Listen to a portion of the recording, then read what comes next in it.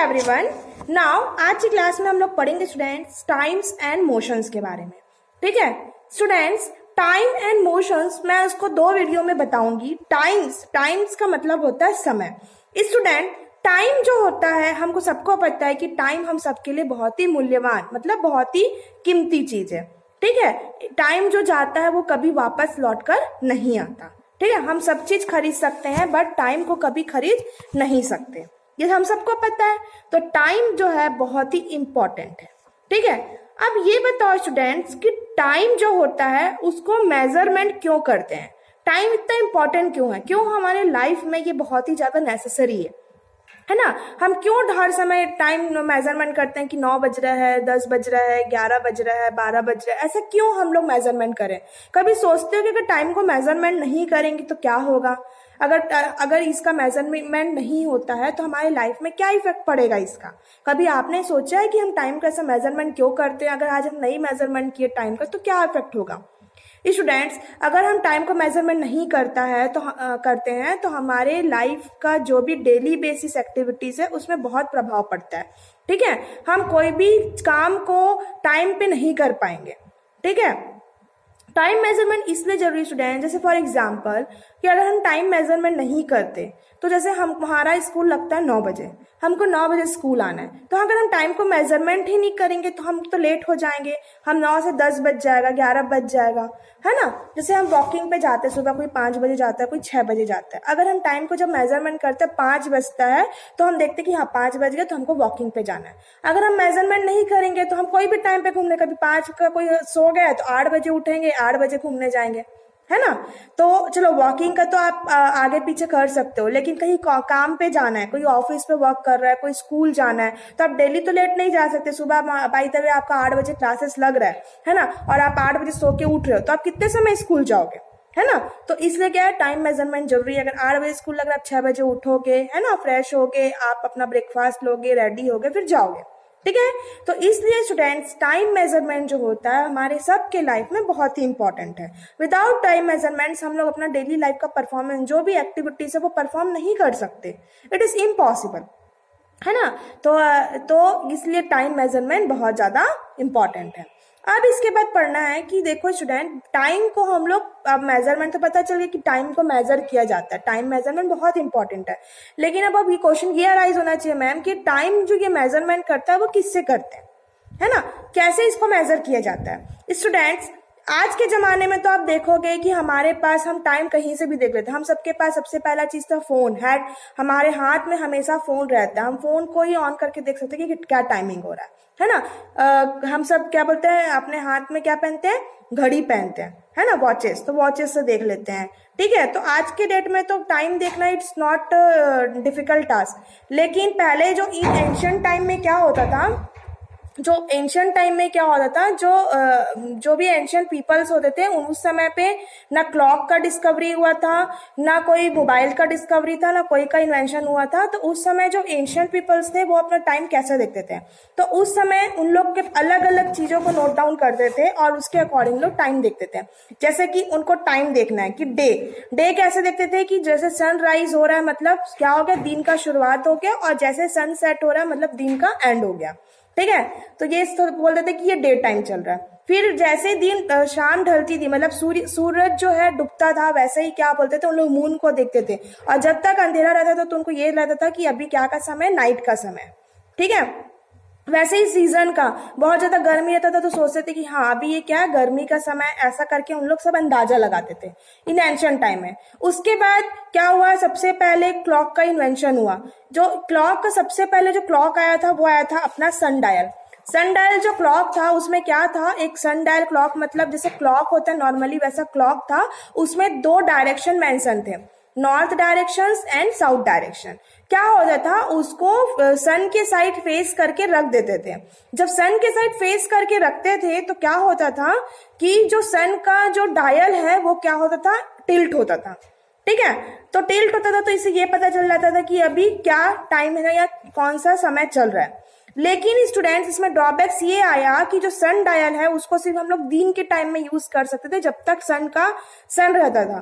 है ना। और जैसे सनसेट होता था मतलब रात का समय आता था तो ये हम यूज नहीं कर सकते थे क्योंकि वो सन डायल सन से ही चलता था, ठीक है। उसके बाद दूसरा जो आया, इसका मेजर ड्रॉबैक तो यही था। उसके बाद दूसरा आया वाटर क्लॉक। वाटर क्लॉक क्या था स्टूडेंट्स? वाटर क्लॉक में क्या था, एक इतना बड़ा जैसे क्लॉक टाइप का एक ऐसे बर्तन टाइप से था, उसमें पूरा पानी भर देते थे और उसके नीचे छोटा सा और एक पतीला टाइप से बर्तन रखते थे।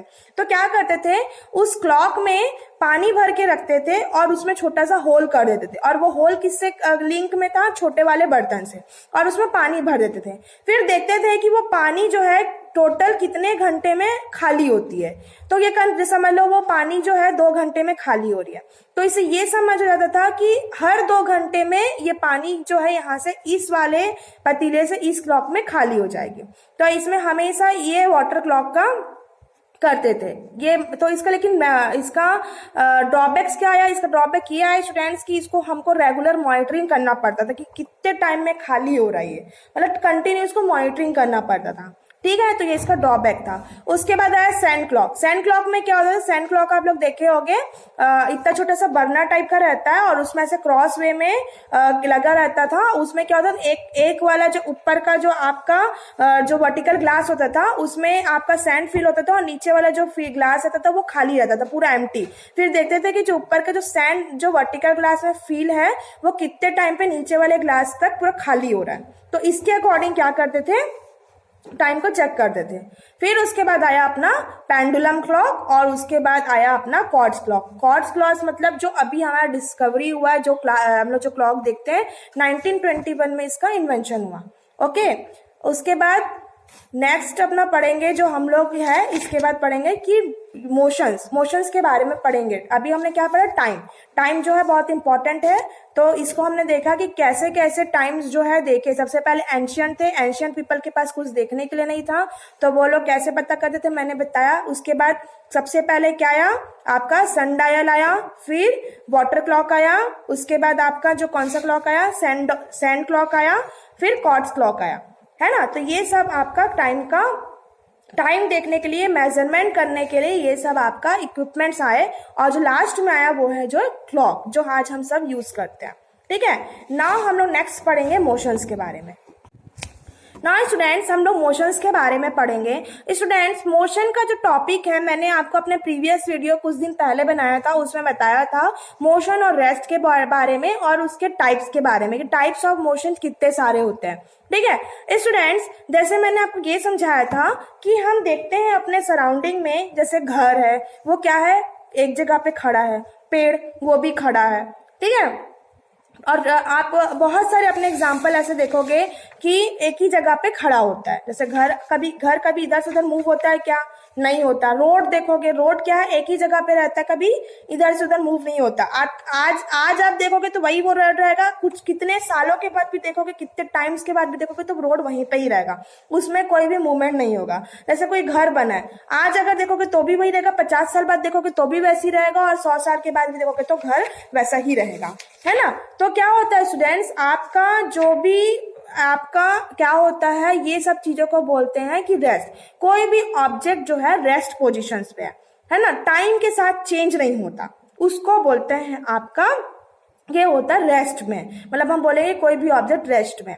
हम पढ़े थे ये टॉपिक टाइप्स ऑफ मोशंस में, और मोशंस भी पढ़े थे, तो इसमें मैं बता रही हूँ स्टार्टिंग से रेस्ट और मोशंस के बीच में कैसे हम डिफरेंस कर सकते हैं। रेस्ट किसी भी बॉडी को तब बोलते हैं स्टूडेंट जब वो एक जगह पे ही रहता है, कोई भी उसमें चीज, जैसे पेड़ है, आप एक पेड़ लगा दिए, आप वो पेड़ को भी लगाए हो, आप 50 साल बाद भी देखोगे तो पेड़ उसी जगह पे रहेगा, उसका पैर तो नहीं है, वो चलेगा, है ना, वो एक ही जगह पे रेस्ट पोजीशंस पे रहता है, ठीक है। तो क्या होता है स्टूडेंट्स, रेस्ट का मतलब कोई भी बॉडी या कोई भी ऑब्जेक्ट रेस्ट पोजीशंस पे रहता है, कितने भी टाइम के बाद भी वो चेंज नहीं होता, मतलब टाइम के अकॉर्डिंग क्या होता है, अपना पोजीशंस को चेंज नहीं करता, उसको बोलते हैं रेस्ट, है ना। उसके बाद होता है स्टूडेंट मोशन। मोशन का मतलब क्या होता है स्टूडेंट, जब कोई भी बॉडी जो है या कोई भी ऑब्जेक्ट मोशन पे होता है, मोशन पे होता है मतलब कि टाइम के अकॉर्डिंग चेंज होता है, अपना पोजीशन चेंज कर देता है। जैसे फॉर एग्जांपल कार, आज कार यहाँ पे खड़ी है ना, जैसे जब कार जब चालू होगा स्टार्ट करेंगे तो वो चलना स्टार्ट होगा, तो वो क्या आ जाएगा, मोशन पे। टाइम पे क्या होगा, वो प्लेस चेंज करेगा। जैसे कि अभी आप घर से स्टार्ट कर रहे हो, फिर एक चौक तक जाएगा, फिर उसके आगे फिर चौक, ऐसा ऐसा करते करते वो क्या होगा, जहां पे उसको पहुंचना है डेस्टिनेशन तक पहुंचेगा।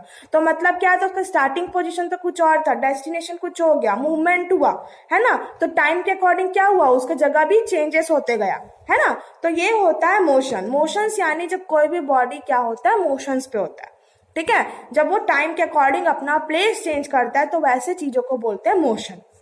ये मैंने आपको प्रीवियस वीडियो में अच्छे से समझाया, मैं आपको इसको रिपीट एक बार कर रही हूँ। उसके बाद हमने पढ़ा है स्टूडेंट स्टैटिक, तो मैंने बता दिया, मतलब रेस्ट कंडीशन, उसके बारे में ज्यादा नहीं पढ़ना है। हमको यही समझना है कि रेस्ट कंडीशन तब होगा जब कोई भी ऑब्जेक्ट रेस्ट पोजिशन पे होगा और टाइम के अकॉर्डिंग चेंज नहीं होगा, ठीक है।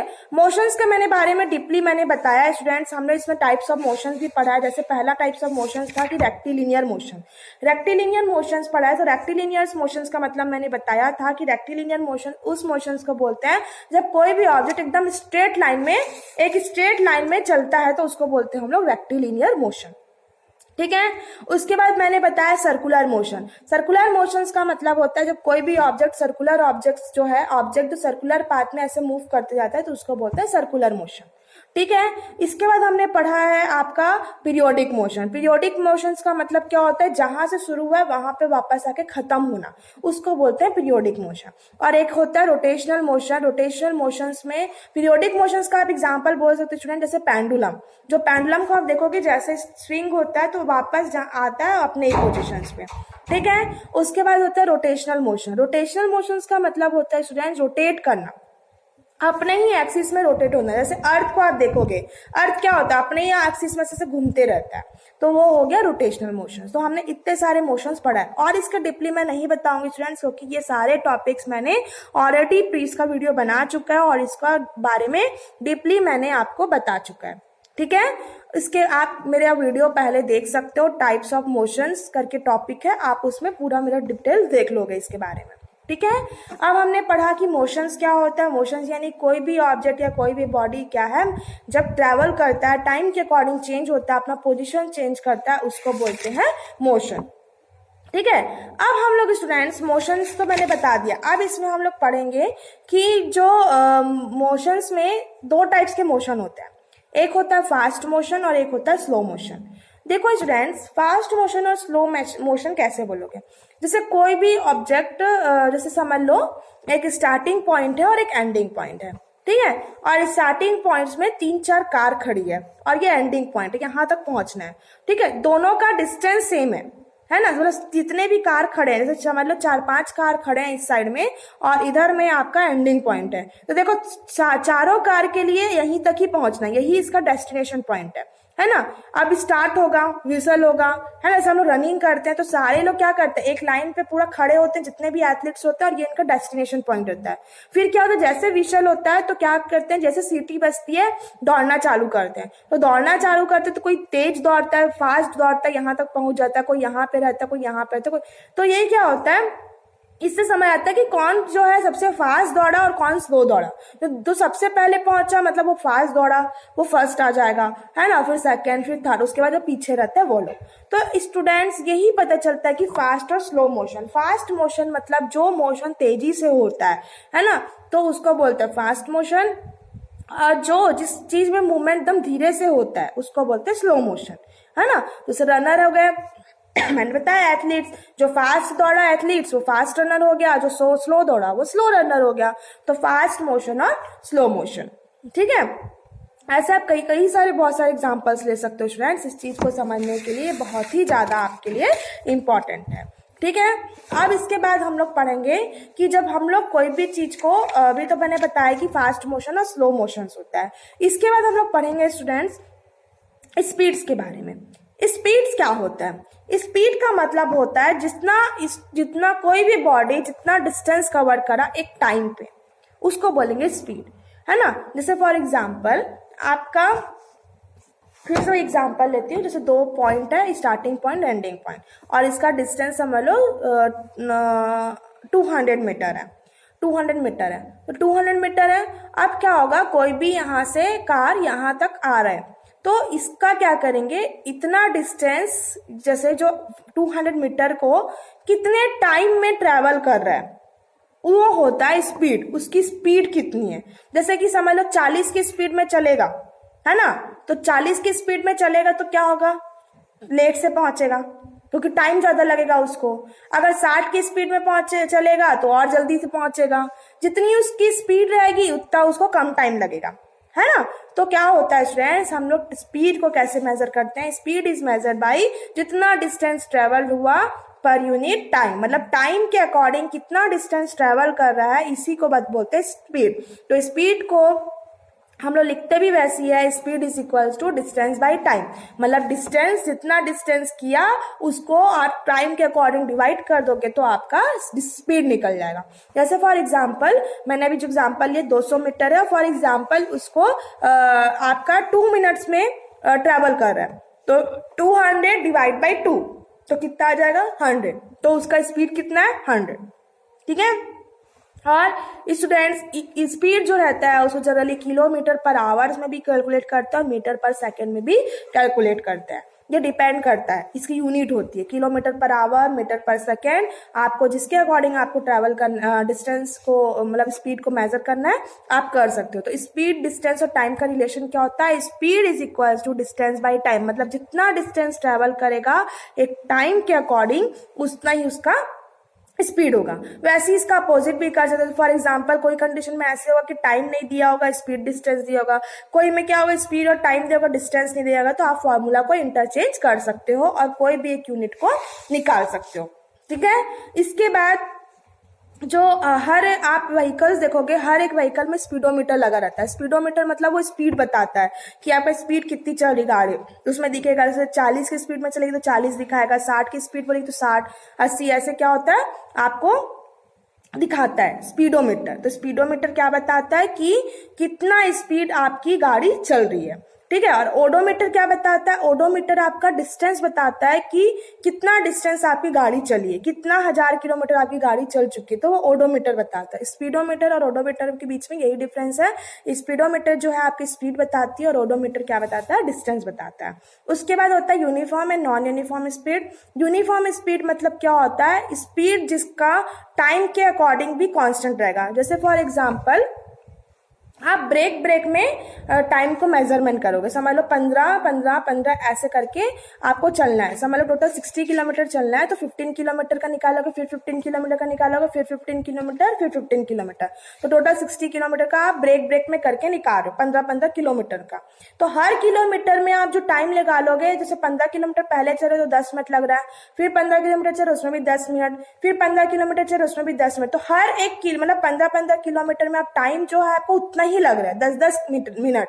तो मतलब यूनिफॉर्म स्पीड है आपका, जो है यूनिफॉर्म स्पीड बोलेंगे जब आपका जितना स्पीड आप चल रहे हो, मतलब जितना किलोमीटर चल रहे हो टाइम भी सेम लग रहा है, मींस यूनिफॉर्म स्पीड है। नॉन यूनिफॉर्म स्पीड कब होगा, जैसे पहले का जो 15 किलोमीटर में समझ लो 10 मिनट लग रहा है, फिर दूसरे के 15 किलोमीटर में हो सकता है 8 मिनट लगे, फिर तीसरे के 15 किलोमीटर में 12 मिनट लगे, तो टाइम क्या हो रहा है, चेंजेस हो रहा है, इसको बोलते हैं नॉन यूनिफॉर्म स्पीड।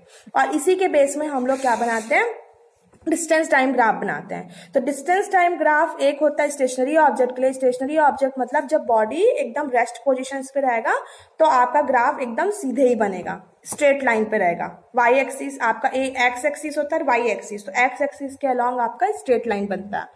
फिर उसके बाद होता है ऑब्जेक्ट मूविंग यूनिफॉर्म स्पीड पे चलेगा, तो जैसे जैसे डिस्टेंस बढ़ेगा टाइम भी वैसे बढ़ेगा, तो आपका एक्स एक्सिस में टाइम रहेगा और वाई एक्सिस में डिस्टेंस रहेगा। तो टाइम के अकॉर्डिंग क्या होगा, डिस्टेंस एकदम स्ट्रेट ऐसे बढ़ते रहेगा, तो आपका ग्राफ ऐसा बनेगा। उसके बाद एक होता है नॉन यूनिफॉर्म स्पीड, तो उसमें क्या होगा, डिस्टेंस और टाइम में क्या होता है, चेंजेस होता है, तो आपका जो ग्राफ है ऐसे कर्व फॉर्म में बनेगा। तो ये आपका पूरा एक टॉपिक था डिस्टेंस टाइम ग्राफ, ठीक है। तो इसकी यूनिट क्या होती है स्पीड की, किलोमीटर पर आवर और मीटर पर सेकेंड, और टाइम की स्पीड, टाइम की जो यूनिट है वो आपका आवर में भी कैलकुलेट कर सकते हैं, मिनट में भी और सेकेंड में भी। Okay, thank you.